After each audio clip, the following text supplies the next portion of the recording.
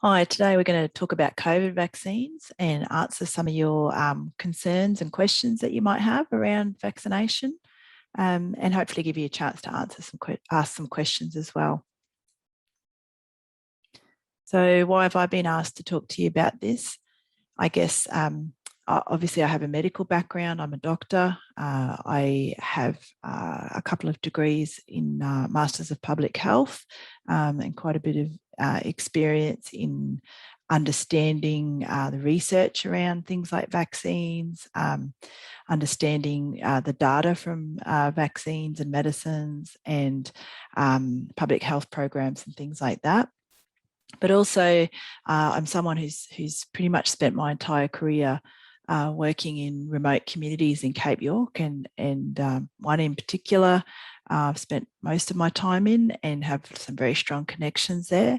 And for me, the health of Indigenous communities and the people in them and their well-being is something that's really important. And I do understand some of the concerns people might have and issues around trust. So I guess that's a good one to start on then, is that for a lot of people, their concern is that they don't trust the government. And certainly that's something I have some sympathy for. I certainly understand that a lot of Indigenous people, not just in Australia, but around the world, have got plenty of reasons to not trust their governments. So for example, this story about the Navajo Indians in America who, had a really terrible history, including around pandemics where, they were exposed deliberately to infectious diseases like smallpox in an attempt to wipe them out, and, were tricked into trading their land and had lots of terrible things happen to them. But when the pandemic came this time round, and certainly people were nervous about, government telling them they should have vaccinations and what was behind that. But, they became aware quite quickly that they had much higher rates of death and disability from COVID, and had the higher rates of diabetes and heart disease, asthma and obesity that made them more vulnerable to COVID illness. And in fact, the CDC reported that their death rate was twice as high as non-Hispanic white people. So they realised they had to do something about it. And so they made sure that they, spread the information around positives of vaccination and vaccinated their population at higher rates than any of the American states, and were the first state to get their rates of COVID down to 0 cases and 0 deaths in a 24-hour period. So really made a big difference to the outcomes. So I guess the other thing to remember is that, even in our remote communities here, like in Cape York, for example, they also have not very pleasant history or experience of government, and even present day. So, but when it's come to vaccinations in the past, they have trusted the government. And in fact, our Indigenous communities here in Queensland have the highest vaccination rates for all those childhood vaccines, like measles, mumps, whooping cough, than anywhere else in Australia. And we've certainly seen the benefits of that. When I first came to Cape York, I knew and met people who, were in their teens or adulthood who were bedbound or wheelchair bound, completely brain damaged from infections they'd had as children that we now have vaccines for, and we just don't see that anymore. So it's really made a big difference. And, to be honest, if the government was wanting to wipe out Indigenous people, then they would be persuading you not to get the vaccine because, we have a lot of things in these communities that make you more vulnerable to COVID, and that make it more likely that you'll die or get sick from it. Now, I guess I just want to say too that sometimes some of the things that have made people hesitant to get vaccines are what we might call conspiracy theories. But I do want people to feel comfortable in being honest about their concerns or things that they might have heard, and to not feel embarrassed. I think some people might feel worried about what people will think of them, say, or, you know, feel embarrassed that they might have been persuaded by things that are conspiracy theories. And but I just want to point out that that is a pretty normal human response. Maybe some of the really crazy ones are not so normal, but if you think about it, where it's, you know, almost a normal survival thing to be suspicious and afraid of things that can't be explained. And if you don't really understand what's going on, and there's, you know, global pandemic, and it's a bit frightening, and it's kind of a normal human response to be suspicious and afraid. And then there's people putting all these things out there that sort of prey on those fears. So it is quite normal.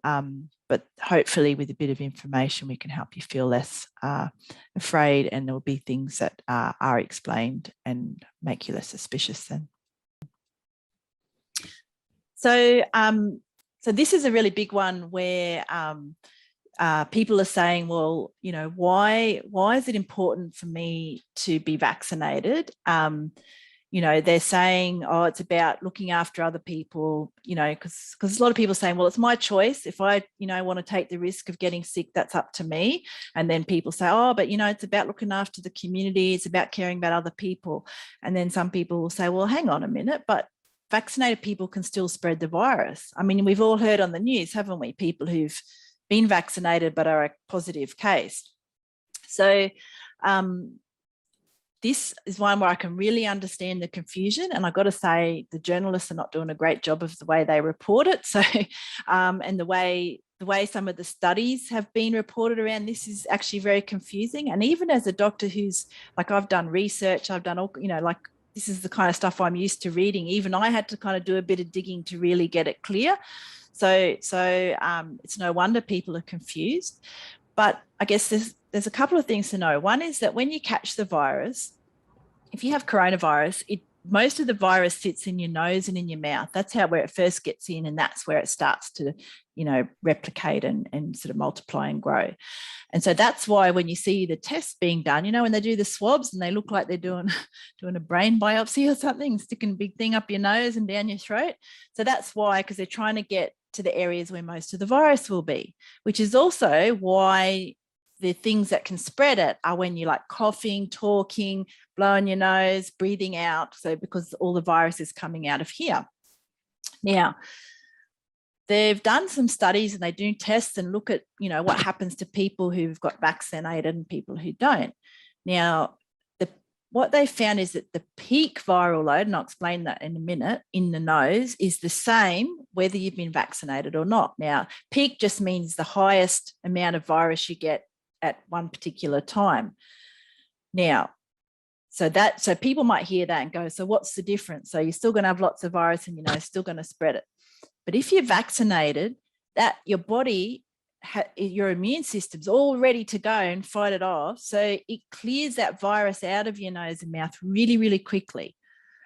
Compared to if you're not vaccinated, and even if you're not sick, you can be carrying this virus in your nose and spreading it and spraying it everywhere for days and days and days and days, sometimes weeks.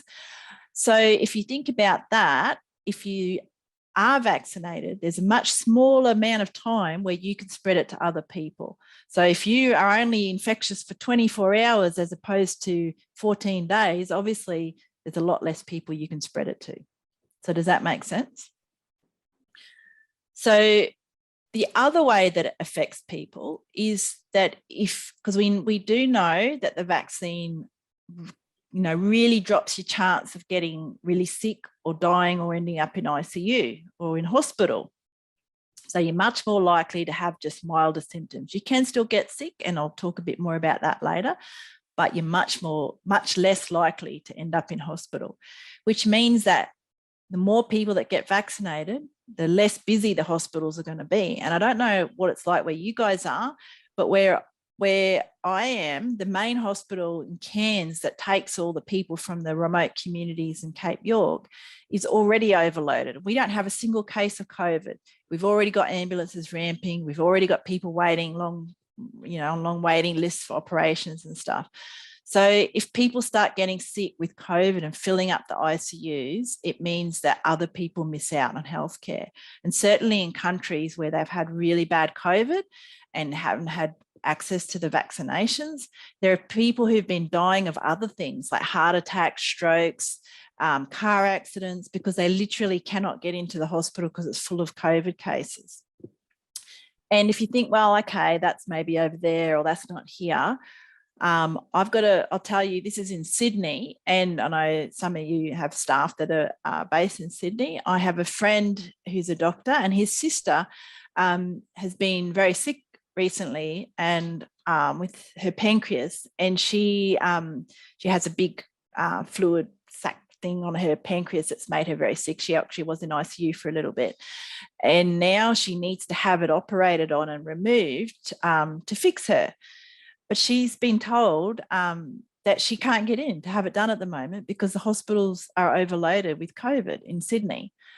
And the even more, I guess, worrying thing is that this lady is actually a professor at the top pancreatic specialist service in Sydney. So you would think she'd be able to pull all the strings and people would be bending over backwards. I mean, it shouldn't be like that, but, you know, she's got all the contacts, and even she cannot get in to get really important healthcare because the hospitals are overloaded with COVID.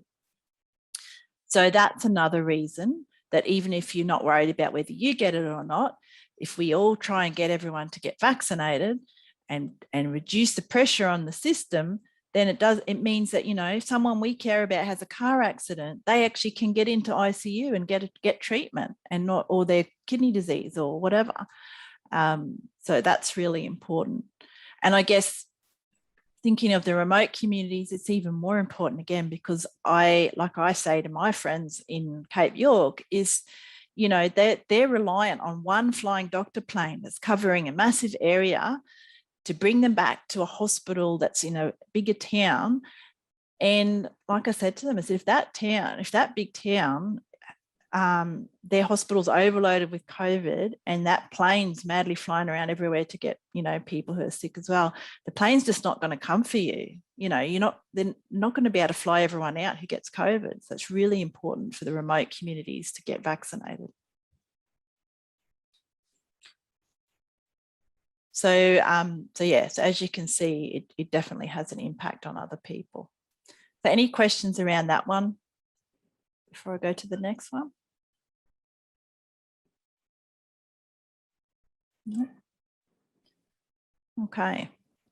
So this is the other one that's come up. So people being afraid of blood clots. And again, you know, it's not unreasonable. I know when they first started talking about the blood clots, this is right at the beginning before, you know, it became clear that we needed to get vaccinated. Even I was a bit hesitant, thinking, you know, maybe I'll just wait and see what's happening here. I don't like the sound of that. But there's a little bit more information we have now. And one is that only one of the types of vaccines is associated with blood clots, and that's the AstraZeneca. And we now have access to the Pfizer and the Moderna, which is not associated with blood clots. So you don't get blood clots from those. Now, having said that, with the AstraZeneca, even the one that can cause the blood clots, that risk is really, really low.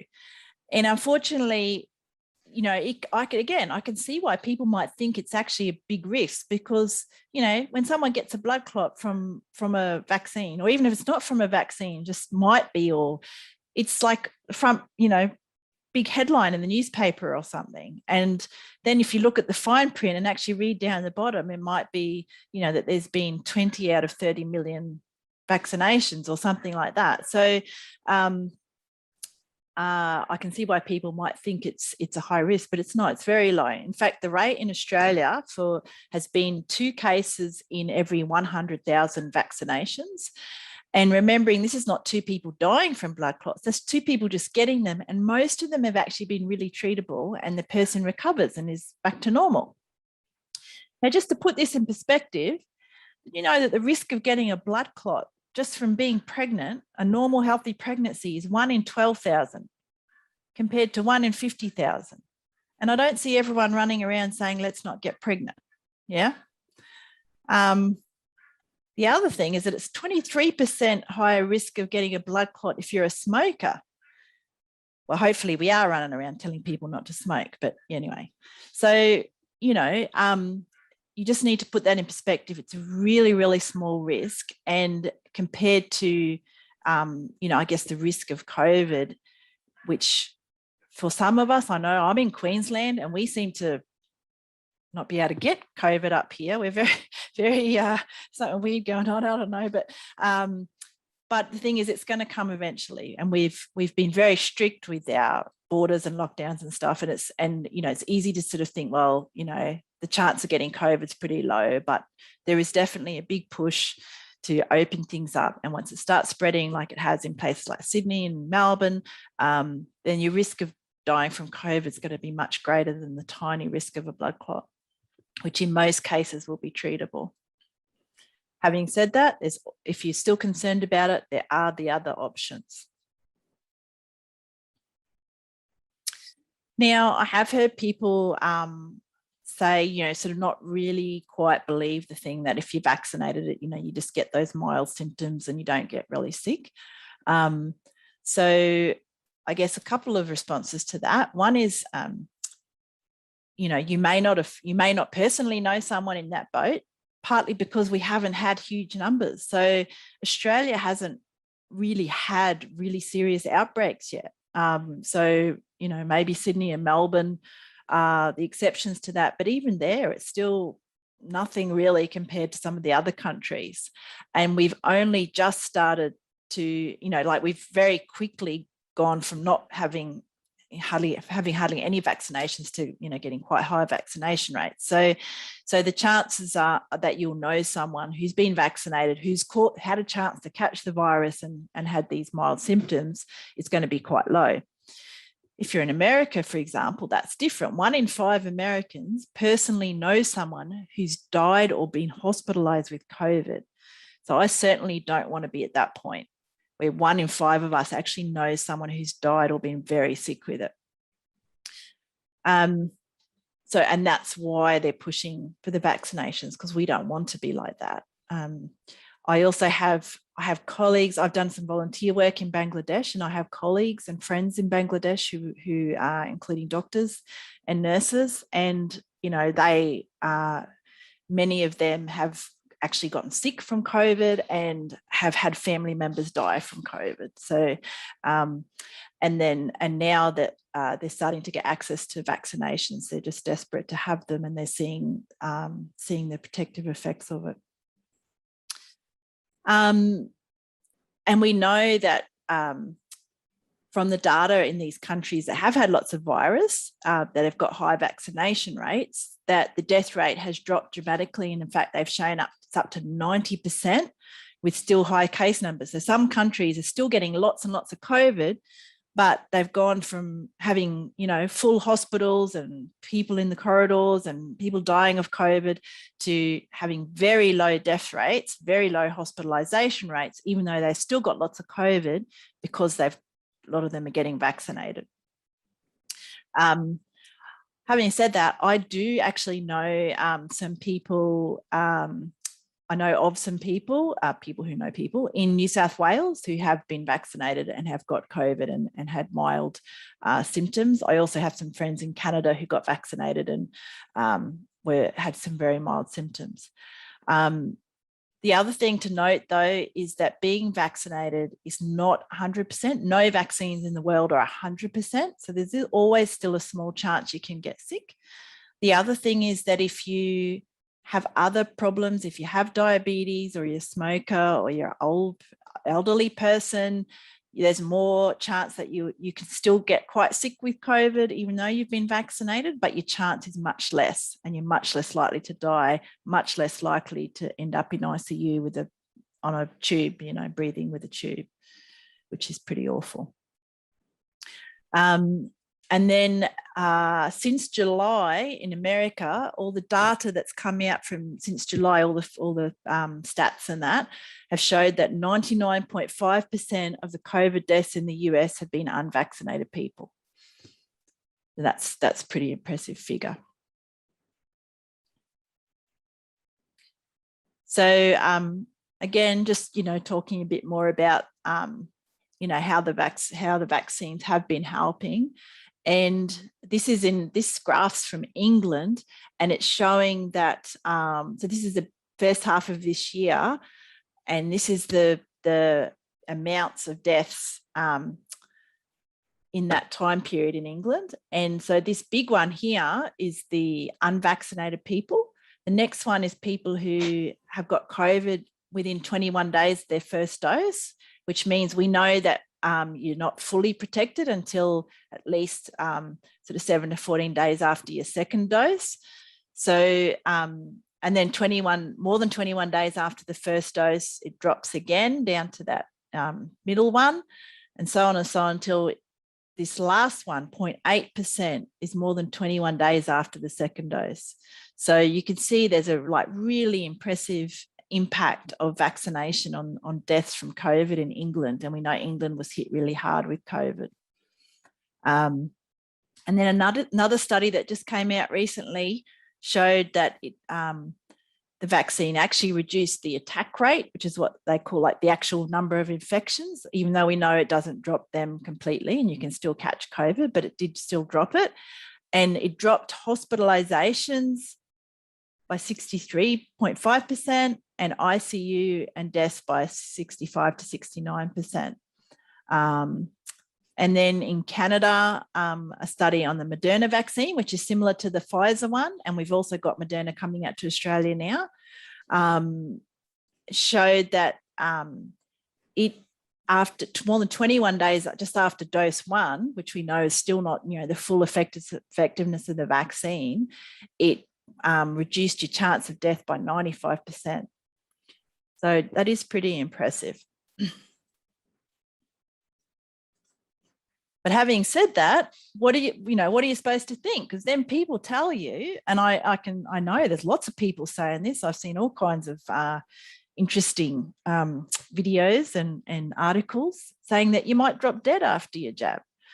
So there's people saying that there's, big cover up, that people, millions of people are dropping dead from the COVID vaccination, that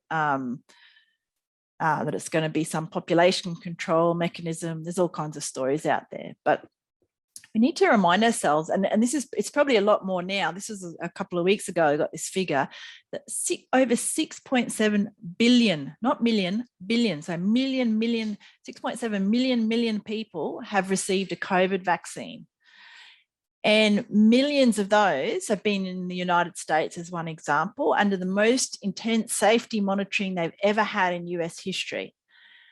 And I can tell you now that out of all those figures, if dropping dead was a risk, then millions of vaccine-related deaths would have had to have been covered up by millions of people across the globe.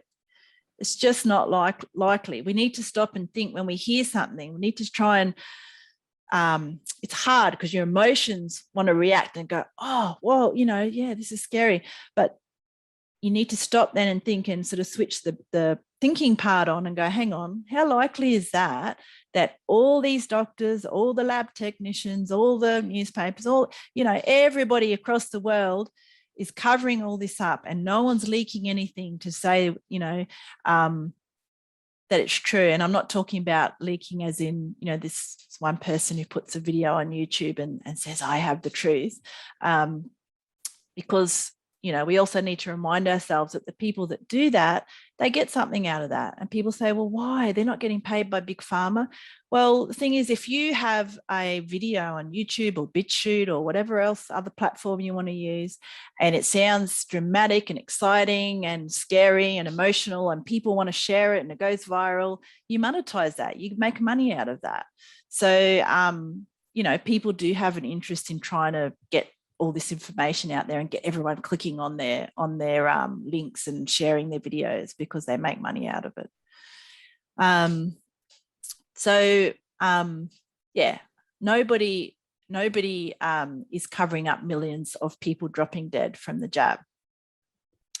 I guess one thing to understand, though, to help you understand this, where this idea might have come from about people, getting sick or dropping dead from the vaccine, is what they call adverse events reporting.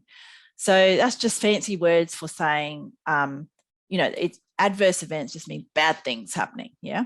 So the way it works is that when there's a vaccine, or any vaccine, but particularly a new vaccine, there are very strict rules for safety that say that you need to report any adverse event. Now, any bad thing that happens after a vaccine.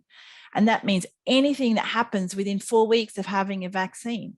Now, you don't have to know that you don't have to say it's to do with the vaccine. It's just to be safe so that they don't miss anything. It's anything that happens after a vaccine. So if you are a smoker with diabetes and you've got arteries full of crap and you're literally about to have a heart attack any day anyway, and then you have a vaccine and you have a heart attack a week later that you were going to have anyway, and it's got nothing to do with the vaccine, that still gets reported. Does that make sense? So that's to make sure it can all get investigated.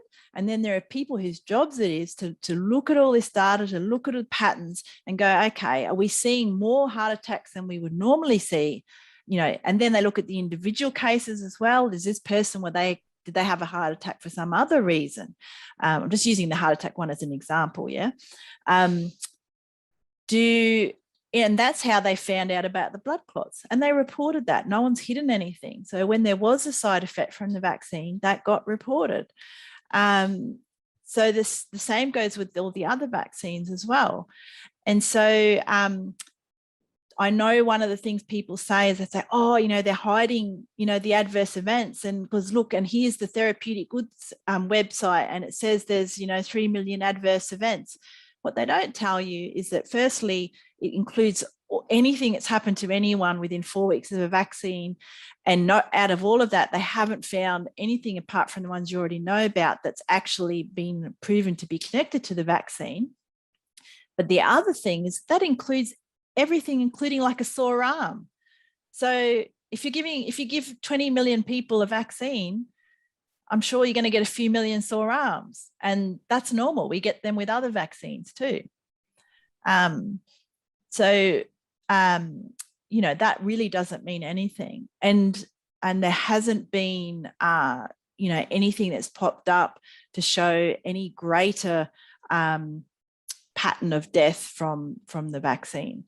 And, then there's also the stories you'll get from people And I know, for example, I was walking along the Esplanade in Cairns one day, and an Aboriginal fellow that I've known since we were young, good friend of mine, was there supporting his cousin who just had a stroke, and his poor cousin was in a wheelchair. He was in a pretty bad way.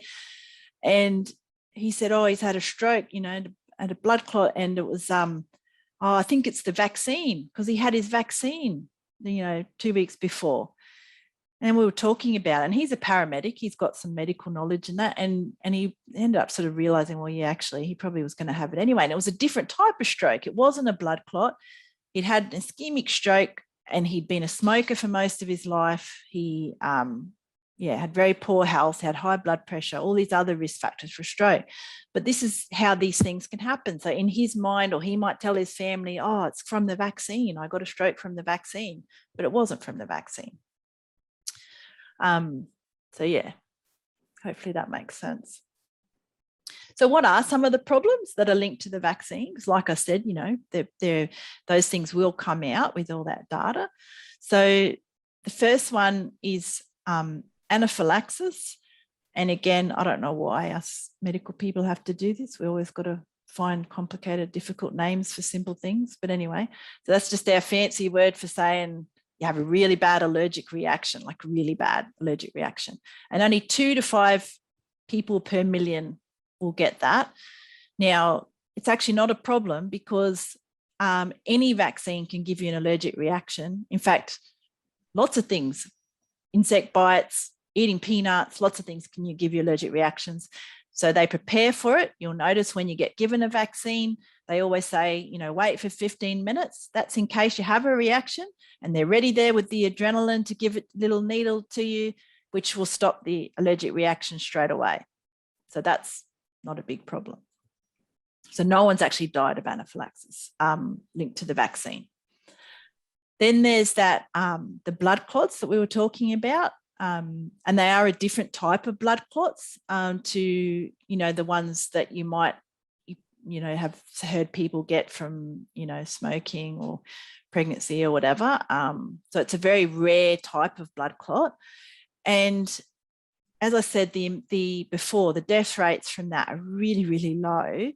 Even the rates of getting the clots are low, much less than the rate of getting a clot from being pregnant or a smoker.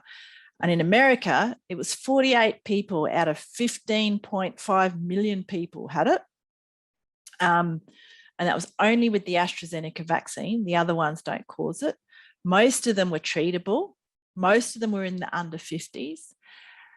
And to give you like an estimate, the death rate from the blood clots was half as much as being struck by lightning. So you've got twice as much chance of being hit by lightning than you have of dying from a blood clot from the AstraZeneca vaccine. It was 1 per million.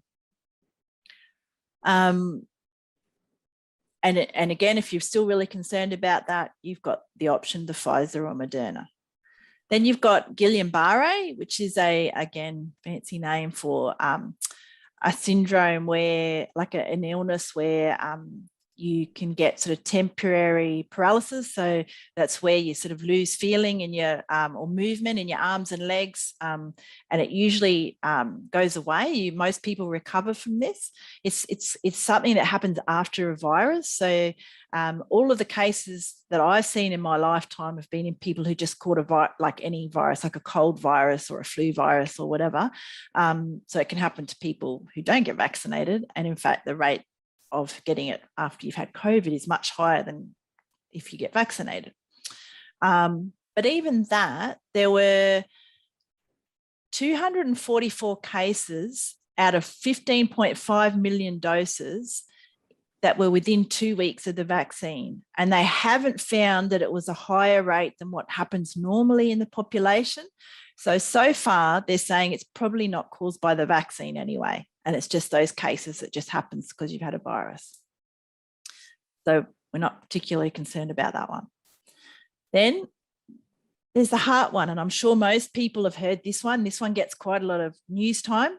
And this is the heart inflammation, or myocarditis and pericarditis. Again, we've got to go with the fancy names. Myocarditis is just inflammation of your heart muscle, and pericarditis is inflammation or, like swelling around your heart, the lining of your heart.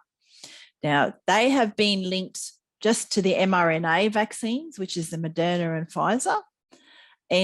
But having said that, again, it's really, really rare. The highest rate was only 71 cases per 1 million, only after the second dose, and it was in that 16 to 17-year-old males.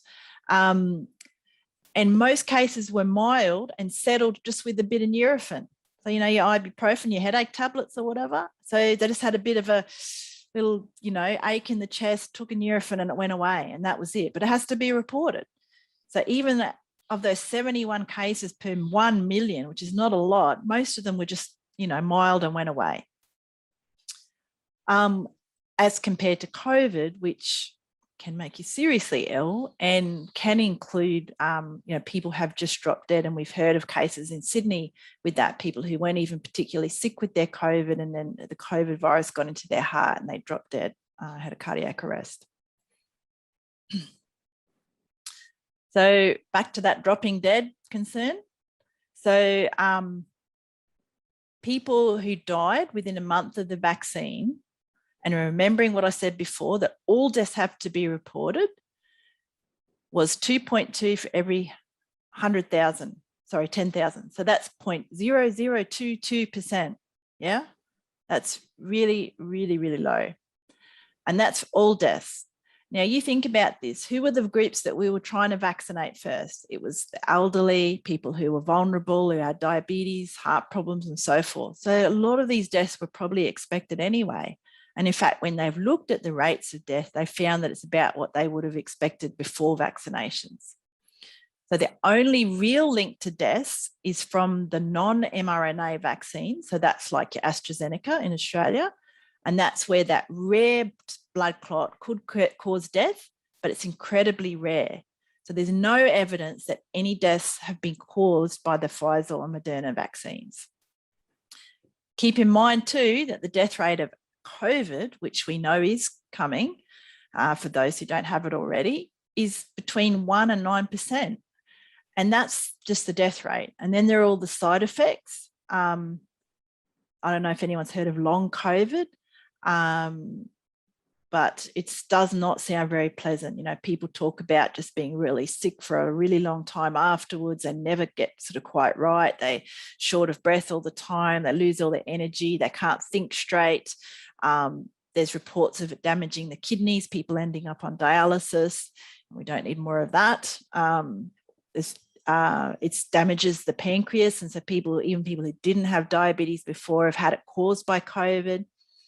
Then for any of you who have had family or friends that have been in ICU for a long time, even if you make it out and everyone celebrates that you've survived, it's never quite the same. You know, you lose so much muscle and condition and, you know, memory problems, and, you know, it's just you never quite recover. So nobody wants someone they love to be in ICU for a long time.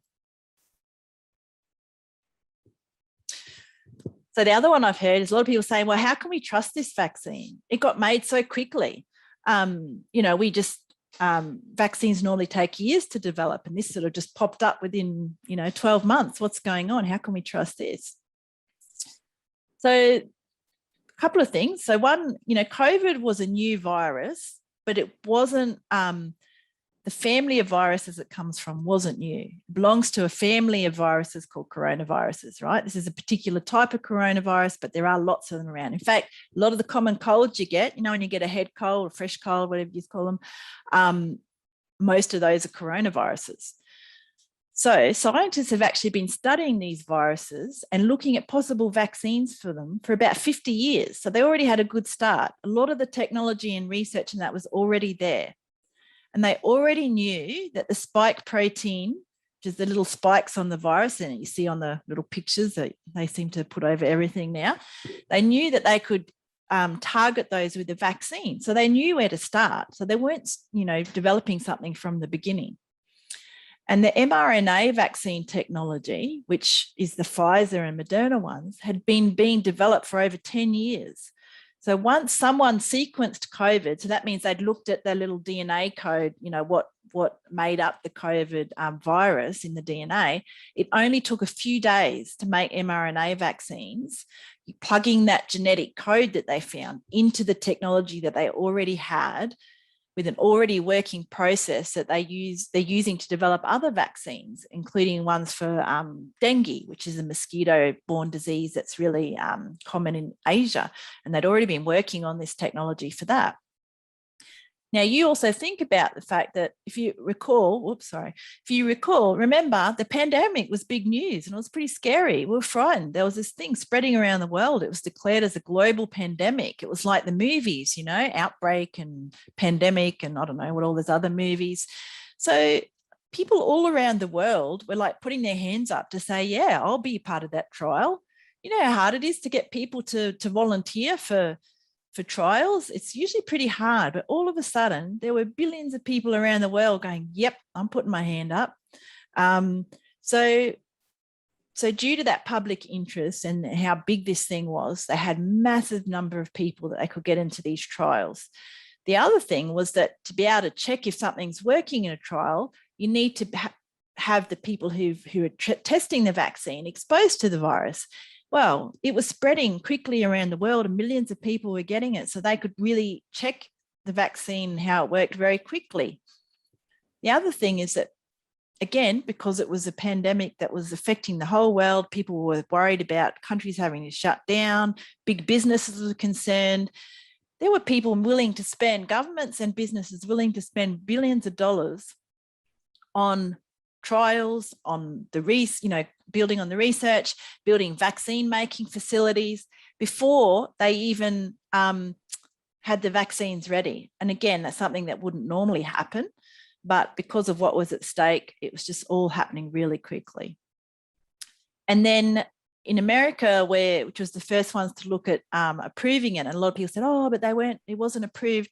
Well, it did end up being approved. It had emergency approval, and then it got full approval. But they were able to push that review process forward because they, again, put the money in. They employed extra people working day and night to review all this massive amount of data. And, when you look at how many people have had the vaccine now and how many people have been in the trials, there's more data on this vaccine than just about anything else in history. This is more studied, there's more data behind this than most of the tablets and treatments that you or your family have now. So that's just something to keep in mind. And of course, every medicine or treatment carries risk, but it's about weighing up the risk versus the benefit. And that's the same with anything.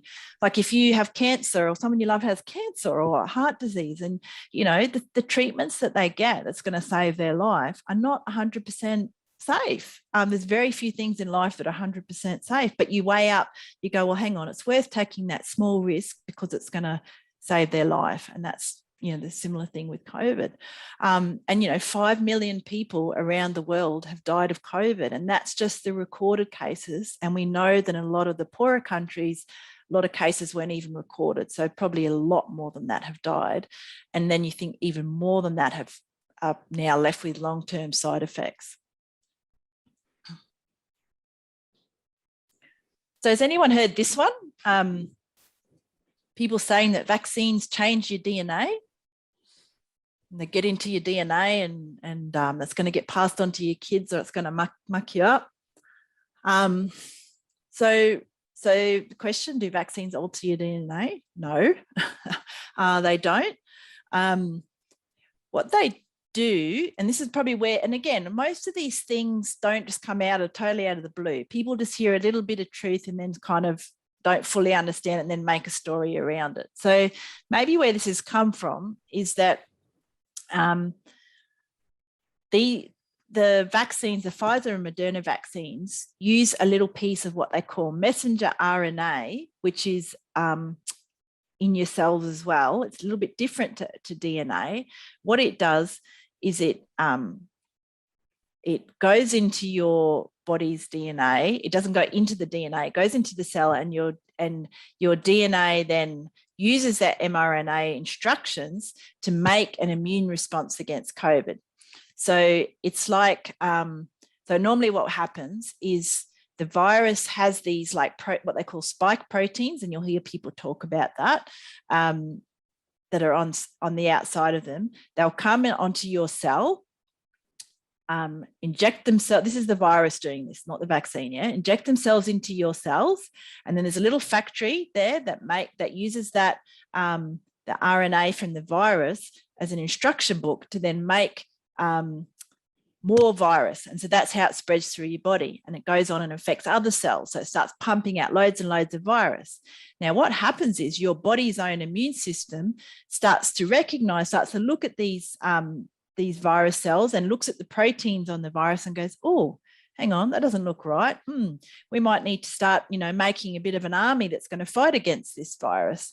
And so they'll use that as a like a blueprint to make an army that will fight against that virus. But by the time it works that out and gets those instructions sorted and starts making that army of infection fighting cells, that virus has had lots of time to replicate and spread and is already doing the damage. So what the vaccine tries to do is get just the protein part of the virus, so not the part that can actually do the damage or replicate, but and then the protein uses your body's own factory. So it's not doing anything with your DNA. It's not mucking up your DNA or changing your DNA. It's just using your body's own factory to produce these proteins that can't do anything else except go to your immune factory, I guess, and say, here, the virus isn't here yet, but how about you make an army that's ready to fight this virus as soon as it shows up? Yeah. So basically it's just getting your immune system ready. So the minute the virus hits your body, your army is ready to go and just goes in and fights that virus before it's had a chance to spread and replicate. So that's all that's happening. And DNA and mRNA are really different things. The mRNA that's being used in the vaccine to get that your factory making that immune army is broken down really quickly by the body. It never enters the inside nucleus part of your cell where the DNA is. It can't combine with the DNA in any way. It can't change your genetic code. So it's really got nothing to do with altering your DNA. And again, I think it's just people hear the words of, it's using DNA or whatever. And so in their mind that they start getting worried and create a story without really knowing the facts.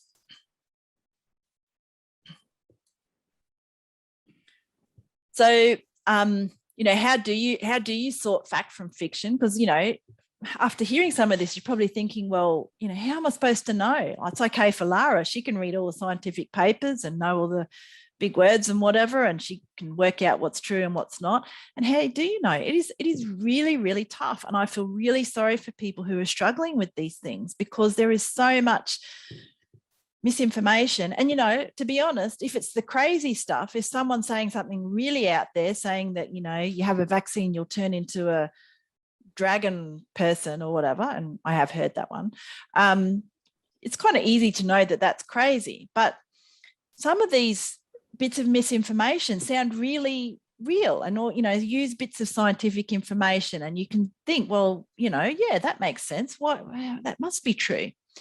So how can you try and work some of these things out for yourself? Because I might have answered some of your questions, but something new might come up tomorrow, and you might not always be able to come and talk to me about it, or someone else. So first thing to ask yourself, when you see like a little video or someone shares a link with you, say, who made this? Is it someone with a good reputation? Is it someone you would normally trust? And I'm not saying you need to be careful, because they might say they're a doctor, or and you might say, well, oh, yes, well, sure, I can trust a doctor, but have a look. What kind of doctor are they? And not all doctors can be trusted. And, what are they getting out of it? In fact, I've heard recently about a doctor who was putting out anti-vaccine videos, and then it came out later that he had gone and registered a patent for a natural therapy that he was going to sell to people for as an immune therapy for COVID. So he was just wanting to make money out of it. So just really look closely at who's putting the information out. Who's the target audience? Who are they aiming it at? Are they aiming it at a particular group? Are they trying to, get people on side for something in particular, or trying to cause trouble, or, division, or stir people up, or whatever? Look at who paid for this, or who gets paid if you click on it. And like I said, a lot of people don't realize. You might think, oh, well, I'm not giving them any money. But if you keep clicking on these links on BitChute or YouTube or wherever it is, what happens is it means that video shows up as being really popular. So then the people who want to make ads to run in amongst those videos will then want to put their ads into that video. And so then the people who made it can actually make money out of that. So just, stop and think about whether someone's actually getting something out of this. Think about who might benefit or be harmed by this message. What are people actually trying to do? Or, is it something that could cause more harm than good? Think about what's being left out of the message. So sometimes people will just pick little bits of information out. So, just think, well, are they maybe not telling the whole story? The last one, and this is hard because how do you know? But just try and go with your gut feeling. Stop and think. Especially if something makes you feel really emotional, or like, your friends send you a link and you click on, and you go, oh my God, oh, whoa, what's happening? The chances are that people have made that to shock you. Because I've got to tell you, real scientific stuff is generally pretty boring. I know, because I have to read a lot of it. So if someone's trying to get a real emotional reaction out of you, or shock you, or make you feel like you're being lied to, or something's being covered up, there's a really good chance that they're just trying to get that reaction to get lots of clicks and lots of shares, and it's probably not true. So some other things to watch out for. You know, if you're looking at websites, look for unusual websites. Sometimes, you know, they might finish with a .co instead of a .com or a .ru from Russia or something like that, made by troll farms that are just trying to cause problems. Also think about what the platform is. So for example, I've had quite a few people send me videos from a platform called BitChute. And I was like, oh, what's this BitChute? So I Googled up some information on BitChute, and it's a platform for people who can put videos on there who've been banned from YouTube, mostly for terrible hate content. So right-wing neo-Nazi groups and terrorist groups, ISIS, and all sorts of are able to post on BitChute. So I'm thinking, well, I don't really know that I want to listen to stuff that's from BitChute. Look for signs of sort of low quality, you know, if there's like spelling errors or, like I said, bold emotional claims or sensational images or things that might be, you know, want to tempt you to click on them. Again, like I said, you know, check out who it's from, look at a website's about us, find out who supports it, who's associated with it. And if they don't have that information there, you have to wonder why they're not being honest about it. You can also do a quick Google search. You can use just Wikipedia or Google, or Snopes is a good one for looking for scams and hoaxes, to see if it's, you know, if it might be a bit of a scam. Think about whether other like credible, like mainstream news outlets are reporting the same news. And if they're not, I'm not saying it doesn't mean it's not true, but it means you should just have a bit more of a think and dig a bit deeper, because generally, you know, if there is something that is actually true and newsworthy, there's going to be at least one or two mainstream outlets that are going to pick it up. And then, like I said, just check your emotions. You know, those clickbait and fake news really try to get those extreme reactions from you. So if something's making you feel really angry or like super smug, like, oh, I've got the truth and they haven't, or, you know, it's probably a sign that you're being played. And just check it out and ask someone that you trust to help you check it out. And then there's just a couple of links to places where you can actually get a bit of fact checking and double check whether something's true or not. And I've used some of those myself to check some things that, you know, just making sure that there maybe wasn't something in them. So, yeah. So has anyone else got any other questions or things that they wanted to know about or concerns that they had? Thank you, Dr. Lara. Can I just maybe check if we want to stop the recording here?